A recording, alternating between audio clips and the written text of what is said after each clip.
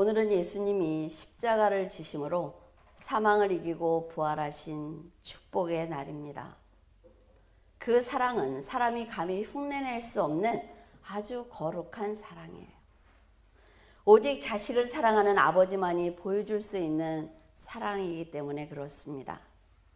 그 사랑을 받은 우리들이 해야 할 일은 아버지의 사랑을 세상에 드러내어서 그 빛을 발하는 것입니다. 예수 그리스도께서 사망을 이기고 부활하셨기 때문에 우리는 그분을 우리의 주로 섬기고 있습니다.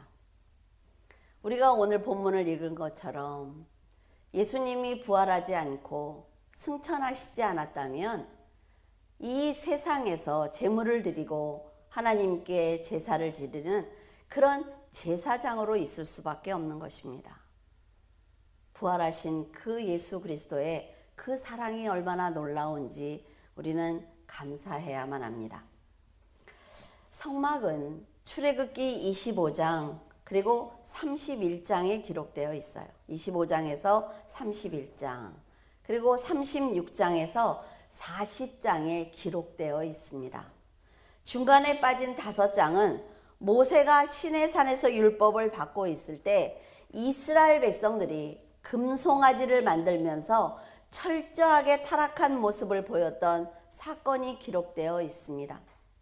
자신들의 생명을 살리기 위한 하나님과 모세의 노력에도 불구하고 그들은 자신의 생각보다 모세가 산에서 늦게 내려오네 라는 생각을 한 거죠. 그래서 자신들을 애굽에서 인도해낸 그 신을 만들겠다고 하고 있습니다. 자신들을 학대한 애굽 사람들이 섬겼던 송아지 형상을 만들고 기뻐서 뛰어놀고 있는 그들은 과연 무슨 생각을 하고 있는 것일까요? 430년 동안 고통을 당하던 자신들을 이끌어내신 하나님께 그들이 처음 보여준 모습이 바로 금송아지를 만드는 것이었습니다.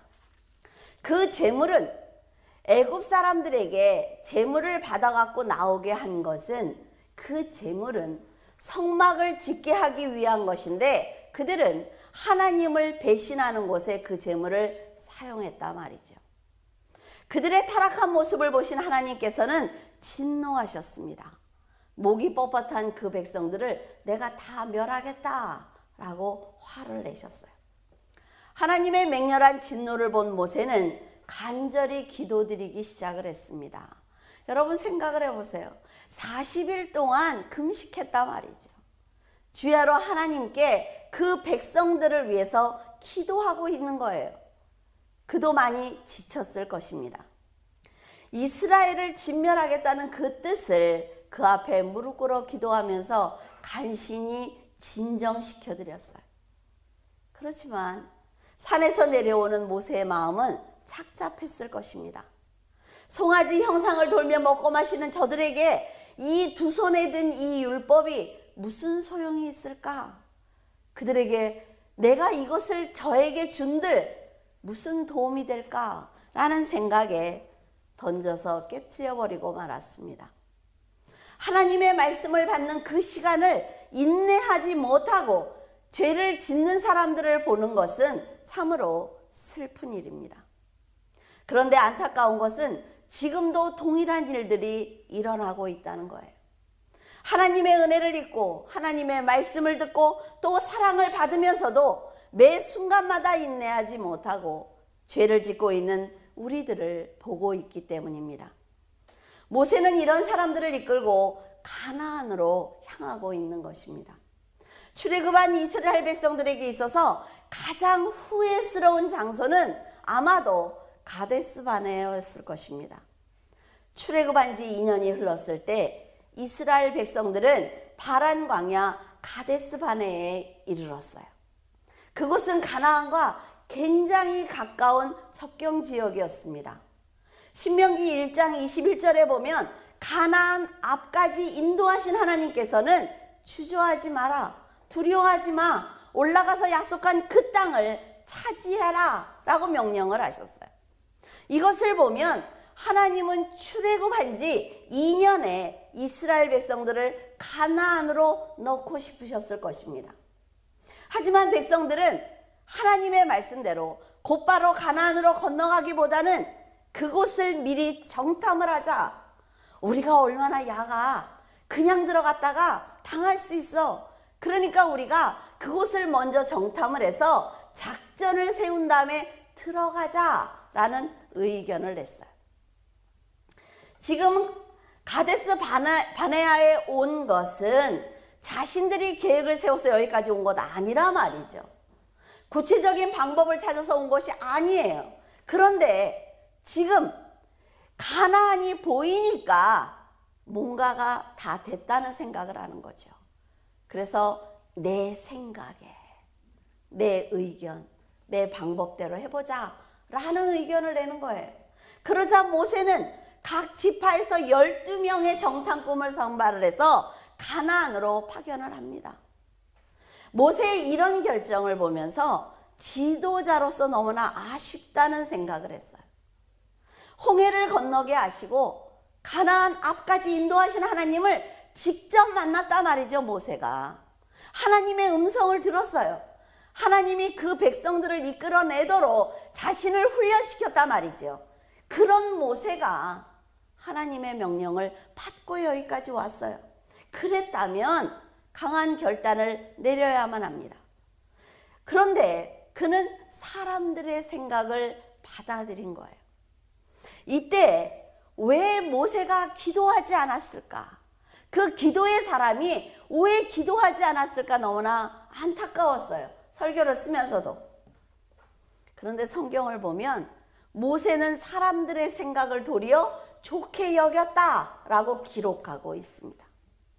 어쩌면 모세의 입장에서 제가 한번 생각을 해봤어요. 왜 그랬을까? 아, 이랬겠구나. 정탐꾼들이 가서 엄청나게 큰 열매들을 가지고 오면 그 백성들을 설득하기가 훨씬 쉬웠지 않았을까? 자기 생각에. 그 열매를 보여주면서 이것 봐. 들어가자. 이렇게 기가 막힌 땅이야. 이렇게 하고 싶었지 않았을까라는 생각을 해보았어요. 만약 모세가 백성에게 가나안이라는 땅은 하나님이 말씀하시기를 우리가 들어가서 정복해야 하는 그런 땅이래. 물론 들어가서 분명히 어려움도 있겠지만 하나님께서 가라고 하시니까 가자라고 했더라면 그 중에 불평하는 사람은 분명히 있습니다. 하지만 이스라엘 백성들이 가나안으로 들어갔을 거라고 저는 생각을 해요. 이렇게 하나님의 일은 사람의 생각이 섞이면 실패하는 것입니다. 미래에 확신이 없을 때와 사람들로 인해 자신이 없을 때는 무조건 하나님께 엎드려 기도해야만 합니다. 기도하면 하나님께서 그 인생을 이끌어 가시는데 기도하지 않기 때문에 내 생각에는 이 방법을 써볼까? 내 생각에는 이렇게 해볼까라는 생각을 먼저 한단 말이에요. 그런데 결국 그런 생각의 끝은 사람의 생각입니다.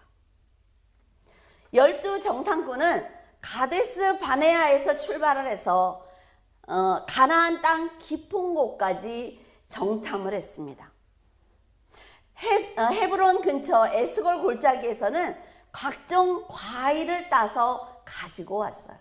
총 40일 동안 가나안 전역을 살펴본 것입니다. 12 정탐꾼의 평가는 아주 긍정적이었습니다. 가나안의 최고의 경작지더라. 우리가 가보니까 너무 좋아. 우리가 가면 충분히 먹고 살 수 있어. 그런데 문제는 거기에 있는 사람들이야 라고 말하는 거죠. 하나님께서 가나안으로 들어가라. 그러면 250만의 백성들이 가나안으로 들어가게 하신다면 먹고 마시고 입히는 거 하나님이 책임지시겠죠. 그런데 사람들은 눈으로 보는 것을 보고 좋다, 나쁘다 판단하는 것입니다. 그들은 신장이 크고 장대한 거인족입니다. 그에 비해 자신들은 메뚜기처럼 작아 보이는 거예요. 하나님께서 걱정하지 말라고 너희들을 내가 보호하고 있다고 말씀하셨는데도 그들은 불안해하기 시작을 했습니다. 가나안으로 담대하게 올라가면 능히 이긴다고 설득하는 여호수아와 갈렙을 버리고 자신들이 불안해하는 그 마음과 합한 10명의 정탐꾼의 말을 받아들이는 거예요. 내 마음이 어떤가에 따라서 상대방이 하는 말을 내가 골라서 듣는다는 얘기죠. 그들은 하나님이 함께 하시면 이긴다는 여호수아와 갈렙의 말보다는 그들에 비해서 우리가 메뚜기처럼 작아, 우리가 올라가면 질 수도 있어 라는 말을 붙들은 거예요. 자기들이 듣고 싶은 것만 들은 그들은 일제히 아우성치기 시작을 했습니다. 밤새도록 통곡을 하면서 하나님을 원망하고 불평하고 비방했어요. 그들은 이런 말을 합니다. 차라리 우리가 애굽에서 죽었더라면 더 좋았을 것이다. 하나님이 우리를 미워하여 이곳으로 끌고 와서 죽게 하는 것이다. 하나님은 왜 우리를 이 땅으로 끝까지 끌고 와서 죽게 하는가? 차라리 애굽으로 돌아가자. 여러분, 불평하는 사람과 자존감이 낮은 사람의 끝은 죽음입니다. 이들이 지금 하는 얘기를 들어보세요. 죽자는 겁니다. 하나님은 살리려고 데리고 나오셨어요. 살리려고 율법을 줬어요. 그런데 이들이 하는 건 뭐예요? 돌아가서 죽자는 거예요. 우리는 여기서 죽을 거야. 아마도 우리는 죽게 될 거야. 수백 년이 걸려서 이끌어낸 백성들 입에서 나와서는 안 되는 말이 지금 수없이 나오고 있다는 거죠. 민수기 14장 2절에서 5절에 이스라엘 자손이 다 모세와 아론을 원망하며 온 회중이 그들에게 이르되 우리가 애굽 땅에서 죽었거나 이 광야에서 죽었으면 좋았을 것을 어찌하여 여호와가 우리를 이 땅으로 인도하여 칼에 쓰러지게 하려는가? 우리 처자가 사로잡히리니 애굽으로 돌아가는 것이 낫지 아니하랴. 이에 서로 말하되 우리가 한 지휘관을 세우고 애굽으로 돌아가자 하매 모세와 아론이 이스라엘 자손의 온 회중 앞에서 엎드린지라. 그들은 입으로만 불평한 게 아니에요. 아주 구체적인 방법을 지금 세우고 있습니다. 한 지휘관을 세우자. 하나님이 자기들을 이끌어내기 위해서 한 지휘관을 세워서 이끌어냈는데 이제 돌아가는데 지휘관을 또 세우자는 거예요. 하나님의 진노가 얼마나 무서운지 아는 모세와 아론은 그들을 달래기 위해서 그들 앞에 무릎을 꿇습니다.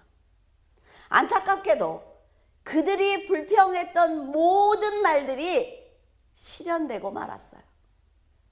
애굽에서 노예살이를 했을 때 당했던 그 고통을 이 광야에서 다시 받게 된 것입니다.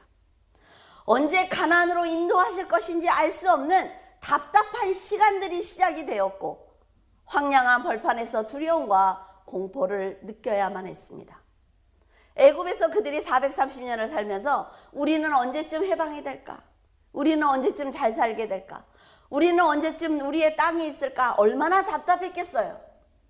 그래서 하나님이 지금 인도하시잖아요. 그들의 간절한 기도를 하나님이 응답하고 계시는 과정이잖아요. 근데 이걸 견뎌내지 못하는 것입니다. 2년의 노정이 취소가 되었어요. 38년이 추가가 돼서 40년 동안 광야에서 방랑 생활을 하게 되었습니다. 그들이 말한 대로 땅이 갈라져서 죽은 사람이 있습니다. 불뱀과 전염병 그리고 전쟁으로 죽어가고 있습니다. 하나님은 그들이 원하는 대로 응답하고 계신 거라 말이죠. 여러분, 한숨을 쉴 때도 하나님을 원망하는 한숨을 쉬지 마세요. 그냥 숨을 잘 쉬세요. 화를 내도 하나님께서 왜 이렇게 하셨느냐고 그런 말을 하지 마세요. 왜? 하나님이 우리의 입에다 귀를 대고 계시거든요. 아, 그래? 지금 네가 원하는 게 그거야? 그거 내가 해줄게. 그들을 해방시켜 주신 분도 하나님이지만 그 죄를 문도 하나님이라는 것을 절대로 잊어서는 안 된단 말이에요. 여호수아와 갈렙을 제외한 출애굽 1세대들은 약속의 땅에 들어가지 못하고 광야에서 모두 다 죽고 말았습니다. 하지만 하나님은 씨도 뿌릴 수 없고 과일도 거둘 수 없는 광야에서 그들을 먹이고 입히며 살려주셨습니다. 하나님은요, 자기의 자녀를 버리지 않기 위해서 얼마나 노력하시는지 알아야 된단 말이에요. 하늘에서 만나를 내려주셨고 반석에서 물이 흘러나오게 하셨어요. 250만의 사람들이 먹고 마시려면 얼마큼 있어야 될까요? 사람의 계산으로는 되는 게 아니라 말이에요. 고기를 원하는 그들에게 메추라기를 바람으로 다 불어서 실컷 먹으라고 하셨어요. 뜨거운 햇빛은 구름 기둥으로, 매서운 추위는 불 기둥으로 보호하시면서 그들이 살아가는데 어려움이 없도록 품어주셨습니다. 농사를 짓지 않아도 먹을 수 있어요. 마실 수 있게 하신 거예요. 여러분, 지금 우리가 그렇지 않습니까? 우리가 세상에 나가서 돈을 내 능력으로 번다고요? 아니요. 그렇지 않습니다. 하나님이 자리를 따라서 옮겨주시는 거예요. 내가 할 수 있는 것은 믿음을 갖고 준비하는 것입니다. 애굽에서 죽을 만큼 일을 해도 먹을 수 없었고 입을 수 없었어요. 하지만 지금은 하나님께서 모든 것을 다 해주고 계시는데도 그들은 회개하지 않습니다. 그럼에도 불평하는 그들을 향한 하나님의 계획은 광대하셨습니다.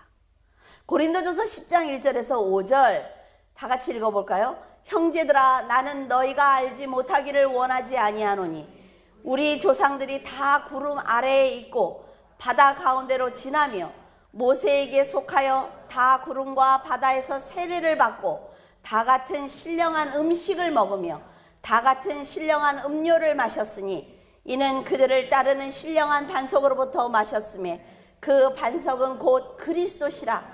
그러나 그들의 다수를 하나님이 기뻐하지 아니하셨으므로 그들이 광야에서 멸망을 받았느니라. 뭐라 그래요? 왜 멸망을 받았대요? 하나님이 기뻐하지 않았다. 하나님이 그들을 기뻐하지 않았다. 애굽에서 그들이 살 때 그들이 하나님께 뭘 드렸습니까? 하나님을 위해서 뭐 했어요? 아니요. 하나님이 일방적으로 선택하셨어요. 하나님이 일방적으로 선택해서 이끌어냈을 때 그때부터 그들이 할 수 있는 일은 하나님이 살아계신 분이구나. 하나님이 나를 품고 계시네. 그걸 믿기만 하면 된다는데 그것도 믿어드리지 않는단 말이에요. 이스라엘 백성을 이끌어내실 때 걸어서 갈 수 있는 땅이 있었습니다. 그런데 하나님은 굳이 홍해를 선택하신 거예요. 그 이유는 하나님의 백성들에게 세례를 베푸시기 위함입니다. 자신의 백성으로 삼으려는 하나님의 사랑이 그들을 홍해로 인도하신 거예요. 하나님께서는 그들을 어떻게 하면 복된 인생을 살게 할 것인지 고민하셨기 때문에 홍해로 인도하신 것입니다. 사람들이 볼 때는 어떻게 하나님이 이렇게 할 수가 있어? 그게 무슨 복이야? 라고 얘기하지만 하나님의 입장에서 보면 그들을 한꺼번에 세례를 주어서 그들을 하나님의 백성으로 자녀로 삼고 싶으신 거예요. 그들은 자신들도 모르는 사이에 세례를 받았습니다. 그리고 새 생명을 받은 거지요. 그들이 먹은 음식과 음료는 하나님의 일방적인 역사하심으로 인해 받은 축복이라 말해요.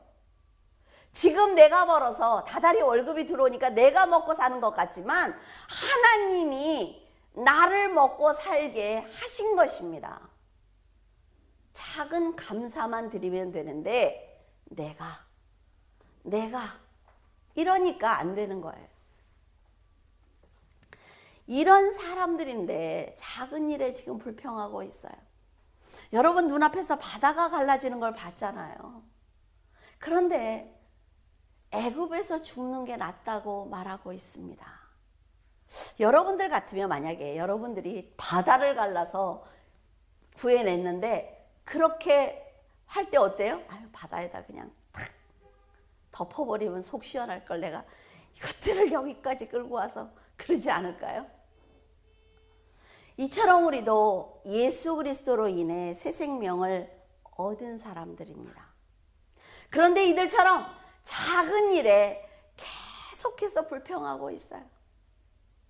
불평하던 이들이 광야에서 죽는 것을 보면서 우리는 예수 그리스도의 사랑에 감사하는 성도로 거듭나야만 합니다. 이렇게 위대하신 하나님을 믿었다면 그들은 안악자손을 만났을지라도 그들을 물리치는 기적을 경험했을 것입니다. 우리가 인생을 살면서 우리가 상대할 수 없는 안악자손과 같은 자들을, 아니 사건들을 얼마나 많이 만납니까? 그럴 때 여러분들은 어떻게 하세요? 나는 할 수 없어. 하나님이 왜 나에게 이러셔? 뭐 저도 이번 주에 그랬으니까. 왜 하나님이 내 인생에 이렇게 하실까? 그런 생각이 든단 말이죠. 하나님의 약속을 받고도 감사하지 못했던 백성들은 광야에서 모두 다 죽고 말았어요. 같이 모세를 만났고 같이 10가지 재앙을 경험을 했고 같이 바다를 건넜어요. 그런데 그들이 들어가지 못했단 말이에요. 이렇게 생각나는 대로 말을 하거나 불평하는 것은 하나님이 모두 들으시기 때문에 조심하셔야 합니다. 조심하셔야 돼요. 그런데 놀라운 것은 그들이 애굽으로 돌아가자, 차라리 애굽에 가서 죽자, 가자, 지휘관을 세워 막 이랬는데 하나님은 그들을 애굽으로 돌려보내지 않았다는 것입니다. 굉장히 중요한 거예요. 하나님의 백성으로 택하셨고 그들을 변화시키기 위해서 기적과 이적을 보여주시면서 끝까지 돌이키도록 애쓰신 것입니다. 자, 광야에서 땅이 갈라져서 죽는 고라 자손을 봤어요. 그럼 회개해야지요. 돌이켜야 되는 것 아닙니까? 불뱀이 나와서 사람들을 물어 죽였어요. 그럼 회개해야죠. 이게 다 회개의 기회란 말이에요. 지금 세상에 이렇게 난리치는 전염병은 우리가 돌이킬 수 있는 회개의 시간이란 말이에요. 그걸 두려워할 것이 아니라 내가 하나님 앞에 회개해야 된다는 거예요. 하나님은요, 우리를 회개시키기 위해서 때로는 사랑으로 우리를 보듬어 안으시기도 합니다. 내가 이렇게 따뜻한 너의 아버지야, 회개해. 때로는 채찍으로 그들을 돌이켜보려고 노력도 하십니다. 하지만 그들은 결국 자기의 죄 때문에 가나안에 들어가지 못하고 광야에서 다 죽고 말았어요. 하나님은 지금도 택하신 백성들이 천국에 들어갈 수 있도록 끝까지 노력하고 계십니다.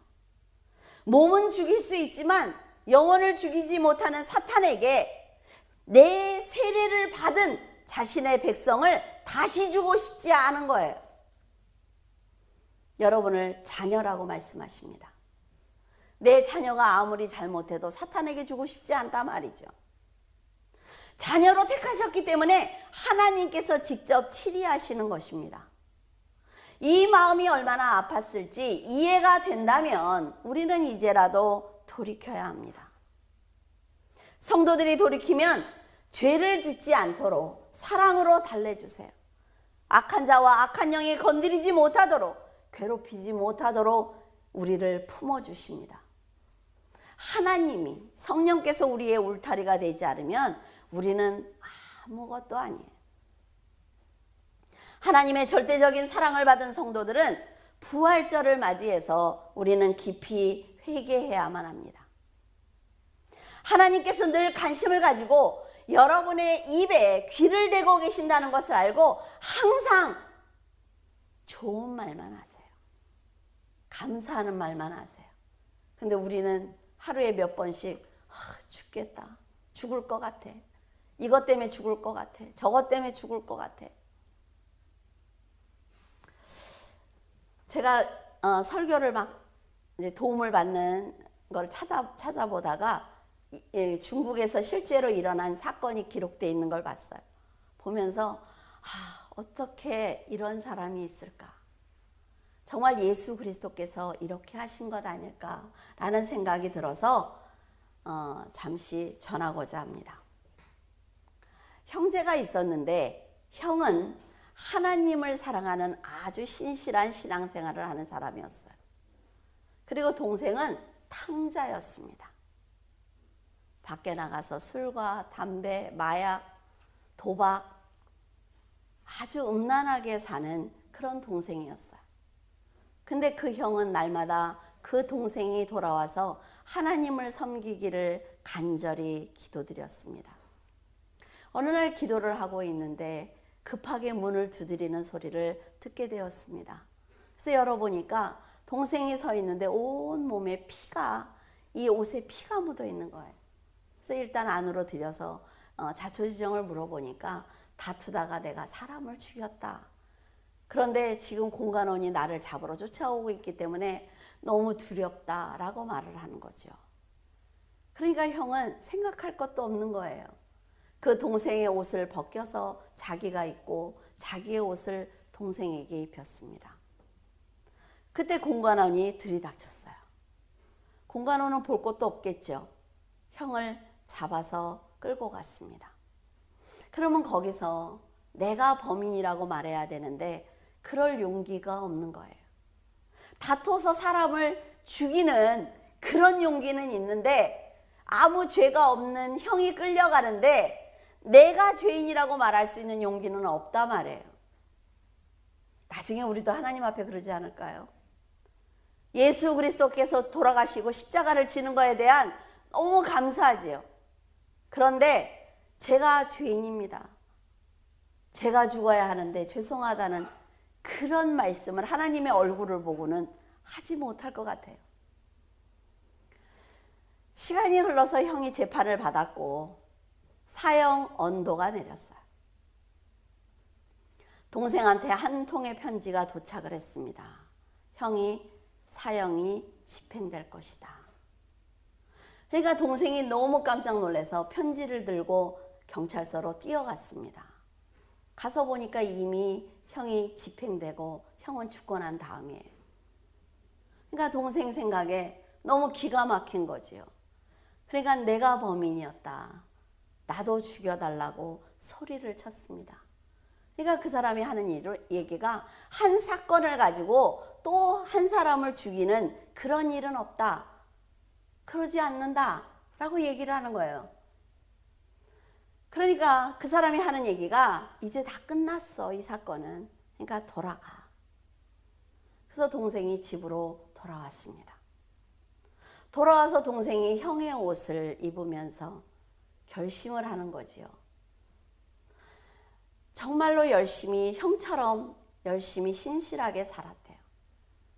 그런데 과거에 같이 도박을 했던 친구들, 같이 술을 먹었던 친구들이 와서 계속 유혹을 하는 것입니다. 그러니까 이 동생이 하는 얘기가 이 옷의 주인은 아주 신실하게 사는 사람이다. 이 옷의 주인은 악한 행동을 하지 않았어.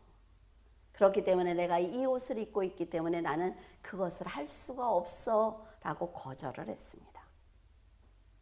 자, 우리는 예수 그리스도라는 분의 옷을 입고 있습니다.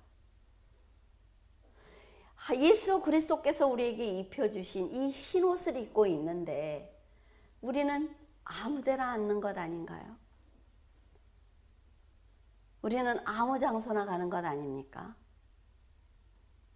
이 동생이 결심한 것처럼 예수 그리스도가 돌아가셨다는 걸 우리는 안다 말이죠. 그리고 그분이 부활을 해서 전능하신 만왕의 왕이라는 것도 알고 있습니다. 이 유한한 세상이 끝나고 나면 그분을 만날 것도 우리는 알고 있어요. 그런데 우리는 동생처럼 살지 못하고 있다는 거죠. 그 동생의 결단이 참으로 놀랍습니다. 굉장히 멋진 일이라고 생각을 했어요. 어떻게 이렇게까지 할 수가 있을까? 정말 여러분이 예수님이 우리를 살리기 위해서 대신 죽어줬다는 것을 믿는다면 달라져야 합니다. 달라져야 돼요. 근데 더 감사한 것은 동생이 아무리 신실하게 살아도 형은 돌아오지 못합니다. 그런데 우리는 신실하게 살다가 그 예수 그리스도를 만날 수 있고 하나님이 보내주신 하나님의 영과 함께 동행하면서 살고 있단 말이죠. 그 성령을 날마다 만나고 있어요. 여러분, 하나님께서 주신 거룩한 생명과 사랑과 은혜를 더럽히지 말아야 합니다. 정말 세상에서 살아보면 하루에도 12번씩 화가 날 때가 있고 분할 때가 있어요. 그러나 그렇게 한들 뭐 할 거냐는 거죠. 그 결과가 무엇입니까? 내가 화를 내고 내가 소리치고 난리를 쳤다고 해서 나에게 돌아올 것이 무엇이냐는 거예요. 여러분, 은혜를 더럽히지 않기 위해서 신실하게 살아야 합니다. 부활하신 예수 그리스도께 깊이 감사하기를 원합니다.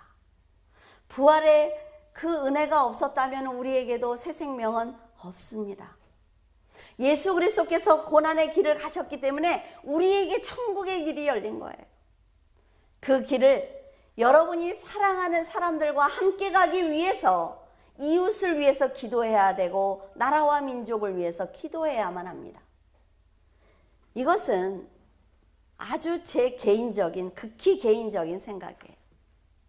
그런 생각을 한번 해보았어요. 이렇게 천국에 가면 금길이 있고 보석이 막 12보석 뭐 무슨 보석에서 그렇게 붙어있다 그래서 천국이 그렇게 좋은가? 우리 사우나 가보셨죠, 권사님들? 그럼 어때요? 그 찜질방 안에 들어가면 막 그 돌 보석 같은 걸 막 붙여놨잖아요. 뭐 그렇게 좋아요? 왜 천국이 좋을까? 왜 좋을까? 정말 잘 먹고 잘 살 수 있어서 거기를 가려고 이렇게 난린가? 라는 생각을 해보았어요. 전 그렇지 않다고 생각을 합니다. 예수 그리스도를 영접하기 전에는 그분이 거룩하게 보이지 않았잖아요. 저도 예수를 믿는 친구들을 굉장히 핍박한 사람이거든요. 그냥 예수 얘기만 들으면 싫어. 그런데 지금 예수 그리스도를 영접하고 나니까 예수 얘기를 들으면 어때요? 너무 좋아요. 하루 종일 들었으면 좋겠어. 내가 변했다는 거죠. 내가 변해서 그 천국이 좋은 거예요. 집이 아무리 커도 그 집에 있는 사람이 싫으면 그 집도 싫은 거예요. 그러나 하나님이 계시는 그곳, 예수 그리스도께서 계시는 그곳, 믿음의 형제들이 있는 그곳이 너무 좋기 때문에 천국이 좋은 거다라는 생각이 들었어요. 여러분에게 전에 말씀드린 적이 있죠. 어느 날 눈이 변하니까 온 세상이 예뻤다고. 쓰레기도 예뻤어요, 진짜. 누가 변했어요? 제가 변했어요. 제가 변하니까 이 세상이 천국으로 보이더라고요. 정말 너무 놀라울 정도로 빛이 나는 거예요, 온 세상이. 이거구나. 내가 변해야만 그 천국이 아름다운 것이구나 라는 생각을 했습니다. 하나님의 눈으로 세상을 볼 때 그렇게 아름다운 거예요. 하나님의 눈으로 여러분 자신을 보시기 바랍니다. 얼마나 내가 귀한 자인지, 얼마나 하나님이 특별히 사랑하는 자인지 한번 하나님의 눈으로 자신을 보기를 바라요. 하나님의 마음으로 여러분의 미래를 보기를 원합니다. 지금 당장은 어둡겠지요. 어렵겠지요. 그러나 하나님의 계획 안에서 하나님의 방법으로 내 인생을 이끌어가기를 원하면 내 미래도 결코 어둡지 않습니다. 그런 하나님과 내가 같이 동행하며 나를 위해서 부활하신 예수 그리스도가 나의 주인이라는 생각을 가지고 살아간다면 절대로 여러분은 불행하지 않습니다. 그러면 여호수아와 갈렙을 출애굽시킨 것을 하나님이 후회하시지 않는 것처럼 여러분을 자녀로 부르신 것을 절대로 후회하시지 않을 것입니다. 기도하겠습니다. 할렐루야. 사랑의 하나님, 은혜를 감사를 드립니다. 주님께서 아들을 사망에 던지시고 하나님 아버지 이 죄인들을 위해서 고난을 겪게 하셨으니 얼굴을 들을 수 없습니다. 너무나 죄송하고 또 죄송합니다. 그러나 하나님, 저희들은 하나님을 믿기에 하나님께서 끝까지 저희들도 인도하실 줄로 믿습니다. 저희들의 삶으로 감사를 표현하겠습니다. 저희들의 입으로 하나님께 찬양을 드리겠습니다. 하나님, 잘하지 못하는 찬양이지만, 거룩하게 살아내지 못하는 삶이지만 하나님께 잘 보이고 싶어서 죽도록 노력할 것이니 하나님 불쌍히 여기시고 붙들어 주시옵소서. 아버지 하나님, 이 세상이 이제 안정되기를 원합니다.